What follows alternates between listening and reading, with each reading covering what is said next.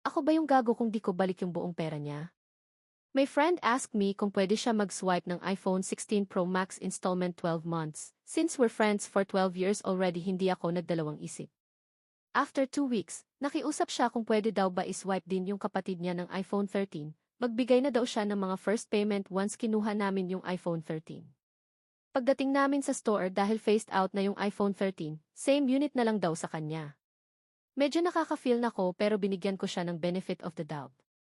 Every month nahihirapan ako singilin siya kasi nagre-remind ako 1 week before the due para hindi ako malate lang siya nang. Pero it always ends up na nag-aabono ako tapos late siya lagi ng mga 2 to 3 weeks. Last time, sobrang short ko to the point na need ko siya pay niya yung monthly niya dahil wala ako pang abono.